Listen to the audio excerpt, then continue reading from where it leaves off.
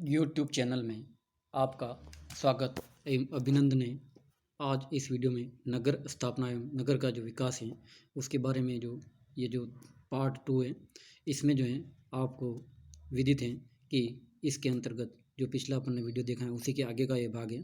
तो इसमें जो नगर स्थापना एवं विकास में जो कौन कौन से कारक हैं जो इसको प्रभावित करते हैं तो वो देखेंगे।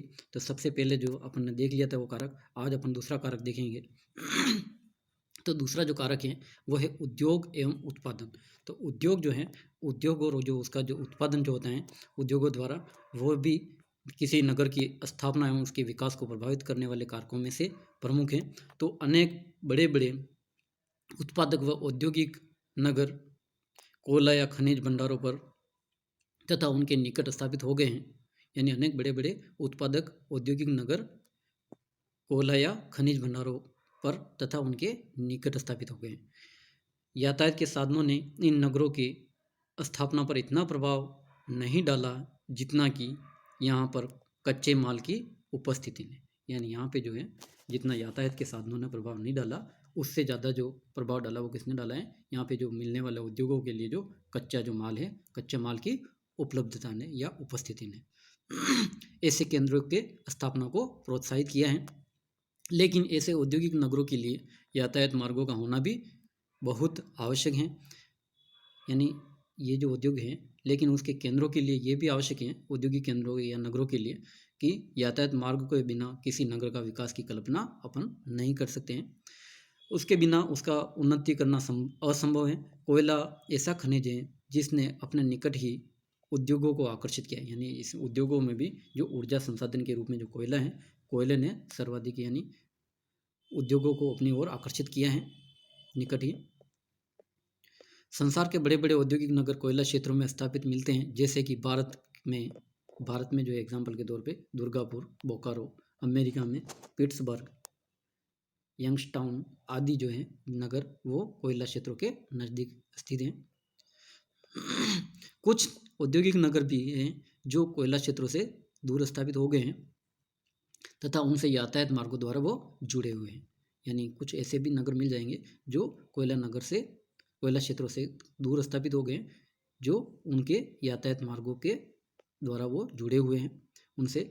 कोयला के साथ साथ अन्य खनिज पदार्थों की उपस्थिति ने भी औद्योगिक नगरों के स्थापना पर प्रभाव डाला है। कोयला व लोहा क्षेत्रों के परस्पर जुड़ जाने से, इसमें जो है कोयला और लोहा दोनों जो उत्पादक जो क्षेत्र हैं वो दोनों यातायात के साधनों से जुड़ जाते हैं, तो वहाँ पे भी उस नगरों का जो है वो उस केंद्र पर भी नगरों के विकास की संभावनाएं हो जाती हैं। यानी कोयला व लोहा क्षेत्र के परस्पर जुड़ जाने से इस्पात नगरों का, यानी वहाँ पे जो है इस्पात के उत्पादन करने वाले उद्योगों की स्थापना होती हैं, तो वहाँ पर भी नगरों का विकास हुआ है। भारत में जैसे जमशेदपुर सबसे अच्छा उदाहरण है। जमशेदपुर, भिलाई, राउरकेला, संयुक्त राज्य अमेरिका में डुलूथ, शिकागो, गेरी, सोवियत संघ में मैग्निटोगोर्स्क, निजनी टालगिल, रोस्टोव, टूला इसके स्पष्ट उदाहरण हैं। लोहा खदानों के निकट वनों की उपस्थिति ने ईंधन की समस्या हल करके भारत के भद्रावती, विजयनगर इस्पात, ये जो आप इसमें देख सकते हो, ये डायग्राम बना रखा है जो आपके कौन सा कहाँ पे है। यानी ये जो केंद्र हैं जो यातायात मार्गों से, या फिर जो कोयला क्षेत्र है, या फिर अन्य जो औद्योगिक क्षेत्र हैं जो वहाँ पे जो कच्चा माल मिलता है, उसके द्वारा किस प्रकार से ये नगरों का विकास होता है। नगरों की स्थापना में मदद करते हैं इस्पात। यानी तो तमिलनाडु में जैसे सलेम, तमिलनाडु में जो सबसे अच्छा उदाहरण है वो सलेम ने नेवली का लिग्नाइट कोयला व समीपवर्ती लोहा अयस्क के कारण विकसित हो गया है। विशाखापट्टनम में इस्पात कारखाना लोहा अयस्क के निर्माण व्यापार की देन है। इसी प्रकार कोयला व लोहा जैसे औद्योगिक उत्पादनों का नगरों की स्थापना पर प्रभाव विशेष रूप से देखने में आता है।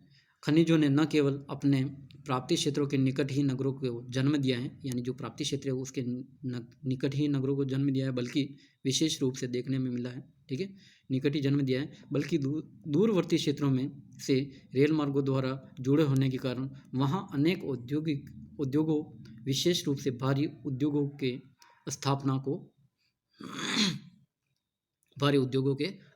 को प्रोत्साहित किया है।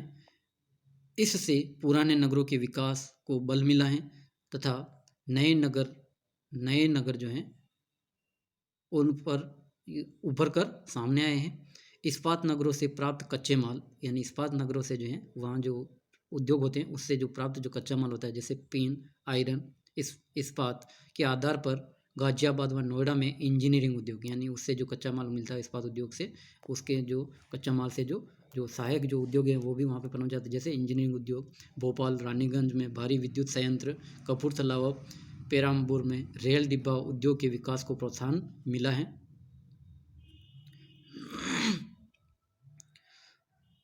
पशुओं पर निर्भर उद्योगों के विकास ने अनेक नए नए नगरों को जन्म दिया है, जैसे दूध, मांस उत्पादन, ऊन उत्पादन ने नगरों की स्थापना पर प्रभाव डाला है। संयुक्त राज्य अमेरिका में ओमाहा, शिकागो, संयुक्त राज्य अमेरिका में जो है कौन कौन से पशु पर जो आधारित जो है उनसे जो कच्चा माल जो मिलता है, जैसे वो संयुक्त राज्य अमेरिका में Omaha, Chicago, South Saint Paul, New Zealand में ऑकलैंड, वेलिंगटन, चीन में देखें तो चीन में होपे आदि जो हैं नगरों मांस उद्योग के कारण स्थापित हो गए हैं। अमृतसर, लुधियाना, जामनगर ऊन संबंधी उत्पादन, यानी ये जो है लुधियाना, अमृतसर, ये क्या है, ऊन संबंधी उत्पादनों के कारण विकसित हो गए हैं ये जो नगर हैं अमृतसर, लुधियाना वगैरह। मछली पकड़ने, पैक करने व व्यापार करने का कार्य के कारण ब्रिटेन में हल, एवर्डीन आदि जो नगरों ने यहाँ पे विकास किया है। ग्रेट जॉन, हेलिफैक्स विकसित हो गए हैं, जैसे कनाडा में आदि जो नगर हैं। वन क्षेत्रों व उनके समीप, विशेष रूप से शीतोष्ण प्रदेशों के वनों में लकड़ी काटने व चीरने के कार्य से अनेक नगरों के स्थापना को बल मिला है। संयुक्त राज्य अमेरिका में ग्रीनवे, अगस्टा में जैसे अर्थाजेल, ओनेगा, भारत में जैसे टनकपुर, दुधवा इसके उदाहरण हैं। जिन स्थानों पर पेट्रोल के कुएं पाए जाते हैं वहाँ पर भी नगर स्थापित हो जाते हैं, जैसे भारत में डिगबोई, नाहरकटिया, यानी जहाँ पे पेट्रोल यानी जो कच्चा जो मिलता है यानी जो उत्पादन जो क्षेत्र हैं पेट्रोलियम के, तो वहाँ पर भी नगरों का विकास होता है, जैसे भारत में डिगबोई, नाहरकटिया, मोरेने, अंकलेश्वर आदि जो क्षेत्र हैं। इसी का परिणाम है तेल शोधन कार्य ने भारत में नूनमाटी, बरौनी, मर्मगांव, कोयली, ईरान में अब्बादान, रूस में बाकू, ग्रोजनी, मैकोव नगरों के स्थापना में सहायक हुए हैं। यानी उपजाऊ कृषि क्षेत्रों में जैसे नगरों का विकास व स्थापना में सहायक होते हैं ये भी, यानी उपजाऊ जो क्षेत्र होते हैं वो भी, क्योंकि वहाँ पे खनिज यानी खाद्यान्नों की उपलब्धता आसानी से हो जाती है और कृषि कार्य होता है। तो यानी इनसे प्राप्त कच्चा माल व अतिरिक्त खाद्यान्न उत्पादन दोनों ही ने ही नगरों को विकसित किया है। जैसे गंगा के मैदान में गन्ना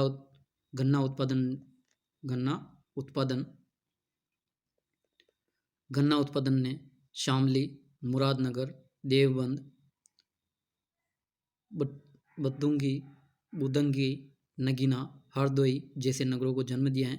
वस्त्र उद्योग ने कानपुर, जैसे वस्त्र उद्योग के कारण कौन कौन से नगरों का विकास हुआ है, तो कानपुर, पिलखुआ जैसे नगरों की स्थापना में सहायक हुए हैं। इसी प्रकार हजीरा, जगतसिंहपुर पाइपलाइन के कारण बीजापुर, जगतसिंहपुर, आंवला नगर आदि जैसे गैस आधारित उद्योगों के लिए पहुंचाने जाने लगे ये जो नगर हैं, तो इससे भी नगरों का विकास हुआ है। इस प्रकार उत्पादन व उद्योगों ने नगरों की स्थापना व विकास पर भारी प्रभाव डाला है। अब जो है तीसरा जो कारक है वो है धार्मिक, राजनीतिक व सैन्य कारक। इसके कारण से उद्योगों की स्थापना एवं विकास में मदद मिलती है। तो इस कारण से नगरों का विकास किस प्रकार से होता है या विकसित होता है या रुक जाता है, ठीक है। तो धार्मिक कारण यानी प्रारंभ में जितने भी नगर स्थापित हुए थे उनकी स्थापना पर सामाजिक अथवा धार्मिक बातों ने प्रभाव डाला था। धार्मिक स्थलों ने लोगों को अपनी ओर काफ़ी आकर्षित किया। यानी धार्मिक कारणों ने भी लोगों को अपनी ओर काफ़ी आकर्षित किया है। धीरे धीरे इन स्थलों ने नगरों का रूप ले लिया है। इनमें अनेक नगर ऐसे भी थे जो सड़क मार्गों से काफ़ी दूर पड़ते थे, लेकिन जब इन नगरों में धार्मिक स्थल के चारों ओर जनसंख्या का भारी जमाव हो गया तो ये नगर सड़क मार्गों से जुड़ने लगे, अर्थात सड़क मार्गों का इन नगरों तक विकास हो गया।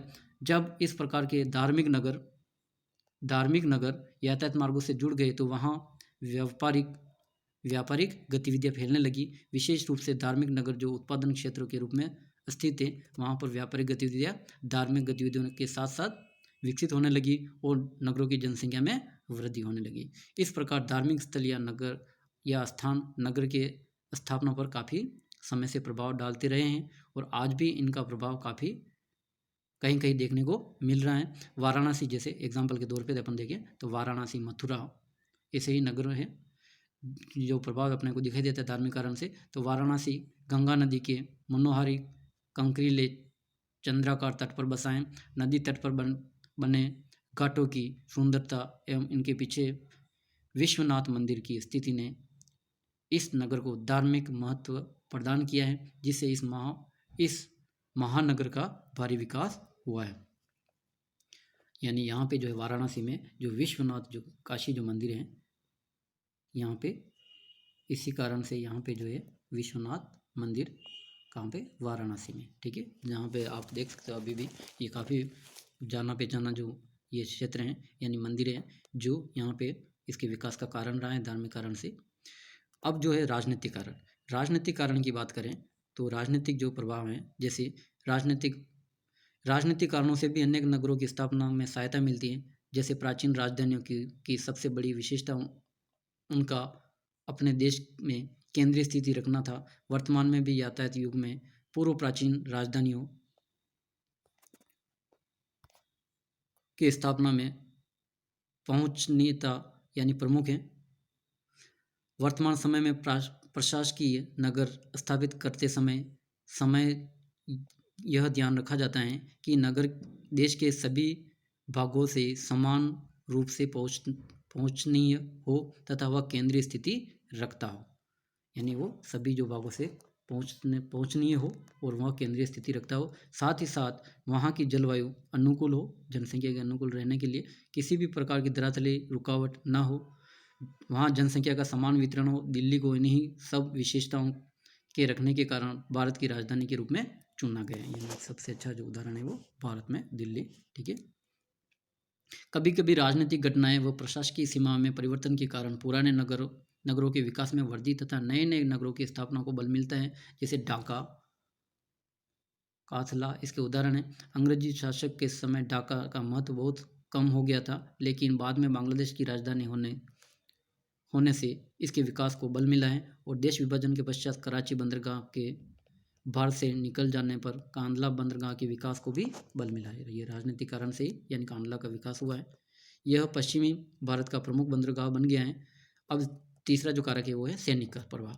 अब सैनिक प्रभाव की बात करें तो सुरक्षा की दृष्टि से जो स्थान सबसे उपयुक्त होते हैं वहाँ पर सैनिक या छावनी नगर स्थापित हो जाते हैं। वे बसाव स्थान जहाँ पर यातायात सुविधा उपलब्ध थी तथा शत्रु से पूर्ण रूप से सुरक्षित थे। यानी प्राचीन समय में ये ज़्यादा महत्वपूर्ण था, आज थोड़ा सा इसका थोड़ा महत्व कम रहा है। लेकिन नगरों की स्थापना की दृष्टि से सबसे उपयुक्त समझे जाते थे। वर्तमान समय में सैनिक प्रभाव नगरों की स्थापना में अनेक अपने महत्व को खोता जा रहा है। यानी वर्तमान समय में ये अपने महत्व को थोड़ा खोता जा रहा है, क्योंकि आजकल ऐसे आधुनिक हथियार या युद्ध के जो बन गए हैं जिससे क्या है कहीं पर भी हमला किया जा सकता है। प्राचीन समय में ऐसा नहीं था, तो उस समय क्या है सुरक्षा की दृष्टि से सैनिक नगरों की भी स्थापना होती थी। यद्यपि बहुत से बड़े नगर सैनिक नगर हैं, लेकिन उनके विकास में अन्य बातों का प्रभाव महत्वपूर्ण रहा है। मेरठ एक सैनिक नगर है, लेकिन इसके विकास का कारण उत्पादक क्षेत्र में उसकी केंद्रीय स्थिति, चारों ओर यातायात के मार्गों का फैला होना, उद्योग धंधों की स्थापना, विभिन्न प्रशासनिक संस्थानों की स्थापना आदि जो है। इसी प्रकार रुड़की, अंबाला, जोधपुर, पठानकोट नगरों के विकास को भी सैनिक कार्यों के विस्तार के कारण बल मिला है। यानी जैसे भारत में जैसे पठानकोट है, अंबाला है, रुड़की है, जोधपुर है आदि नगरों का जो विकास है वो सैनिक कारकों से यानी सैनिक छावनियों के कारण या प्रभाव के कारण यहाँ पे नगरों का विकास हो रहा है। ठीक है। अब जो है चौथा जो कारक है वो है अन्य संबंधित कारक। अन्य संबंधित कारक की बात करें तो वर्तमान समय में नगर उन स्थानों पर भी स्थापित हो गए हैं, यानी वर्तमान समय में जो कौन कौन से कारक, जैसे जलवायु, मिट्टी, धरातल आदि बातें लोगों को मनोरंजन व स्वास्थ्य लाभ के लिए आकर्षित करती हैं। तो इस कारण से भी यहाँ पे नगरों का विकास हो जाता है। इनमें से कुछ नगर समुद्र तटीय स्थिति रखने वाले हैं, जहाँ समुद्री किनारा लोगों का मन लुभाने तथा नहाने के काम आता है, जिसमें सबसे अच्छा जो उदाहरण जैसे गोवा की बात कर सकते हैं। ठीक है। कुछ नगर जैसे पर्वतों के उन स्थानों पर स्थापित हो जाते हैं जहाँ के दृश्य मनुष्य के मन को लुभाने वाले होते हैं तथा जलवायु स्वास्थ्यकारी होती हैं। कहीं कहीं पर किन्हीं नगरों में ऐसे जलाशय मिलते हैं जिनके पानी में रासायनिक गुण होते हैं जो लोगों के चर्म रोगों के लिए लाभकारी होते हैं। ऐसी अवस्था में भी नगर में जनसंख्या का आकर्षण बढ़ जाता है। शैक्षणिक सांस्कृतिक स्थानों की स्थापना भी नगर विकास व स्थापना में मदद देती है। अब जो है जैसे जलवायु की बात करें तो जलवायु का नगर स्थापना पर प्रभाव, क्योंकि जलवायु जो है वो भी किसी जो जैसे भारत में शिमला वगैरह जो है, माउंट आबू है, इसका भी जो है नगर स्थापना में जलवायु संबंधी कारक का ही प्रभाव रहा है। यानी पुराने नगर वहाँ पर विकसित थे जहाँ की जलवायु मृदुल थी। प्राचीन संसार की सभी बड़ी बड़ी राजधानियाँ यूरोप व एशिया में उत्तर की ठंडी हवाओं से सुरक्षित स्थानों पर स्थापित हो गई थी। वोगान कार्निश ने प्राचीन नगरों की उत्तरी सीमा दिखाने के लिए समताप मानचित्रों का प्रयोग किया था और बताया था कि 10 डिग्री सेल्सियस की समताप रेखा जो यूरेशिया पर 10,000 किमी की लंबाई में पश्चिम में हॉलैंड के तट से प्रारंभ होकर पूर्व में चीन के तट तक फैली है, एक विभाजक रेखा के रूप में काम करती है। यह रेखा उत्तर की अनगरीय सभ्यता को दक्षिण की नगरीय सभ्यता से अलग करती है। यानी ये जो रेखा थी वो उत्तर की अनगरीय सभ्यता को दक्षिण की नगरीय सभ्यता से अलग करती थी। यद्यपि कार्निश का यह विचार तर्कसंगत नहीं है, लेकिन फिर भी यह नगरों के विकास या स्थापना में जलवायु के महत्व को स्वीकार करती हैं। पिछले वर्षों में उत्तरी अक्षांश में कई नगरों की स्थापना हुई है। जैसे जैसे मानव का प्राकृतिक वातावरण पर नियंत्रण बढ़ता गया है वर्तमान में, वैसे वैसे क्या है उत्तर की ओर भी इस रेखा से नगरों का विकास अभी हो रहा है। वैसे वैसे नगरीय सभ्यता की रेखा अधिक उत्तर की ओर खिसकती गई है। यूरोप व एशिया में जो नए नए नगर उदित हुए हैं उसमें मारमांस्क, बॉर्डो, पिचोरा, उत्तरी अमेरिका में बीथल, होपडेल नगर शामिल है। अब है ऊंचाई का नगरों की स्थापना पर प्रभाव। यानी कई नगर ऐसे भी होते हैं, यानी इसमें ऊंचाई का नगरों की स्थापना पे जो प्रभाव है वो किस प्रकार से, तो कई नगर काफ़ी अधिक ऊंचाई वाले स्थानों पर स्थापित हो जाते हैं। नगरीय केंद्रों की निचले स्थानों पर अधिक संख्या में विकसित होने की प्रवृत्ति के कारण से अधिक ऊंचाई वाले स्थान आसानी से पहुंचनीय नहीं है, जबकि नगर के विकास के लिए उसका यातायात मार्गों से जुड़ा होना आवश्यक है। अतः मैदानी भागों में नगरों का विकास अधिक हुआ है। ऊंचे स्थान जो मनोरंजन व स्वास्थ्य की दृष्टि से अनुकूल होते हैं वहाँ पर प्राथमिक वस्तुएं एकत्रित की जाती हैं और नगरों की स्थापना में सहायक होते हैं। मसूरी, नैनीताल, यानी भारत में जैसे मसूरी, नैनीताल, दार्जिलिंग, पंचमढ़ी, उदकमंड, शिमला, इसी प्रकार के नगर हैं। अब है नगरों की अवस्था है। अब जो नगरों की जो अवस्था है ये बहुत ही महत्वपूर्ण है, ये एग्ज़ाम की दृष्टि से बहुत ज़्यादा महत्वपूर्ण है, ये आपको अच्छे से ध्यान रखना है। ये जो प्रश्न है आपके संभवतः पूछते रहते हैं एग्ज़ाम में, तो इसको जो है अपन थोड़ा बाद में देखेंगे।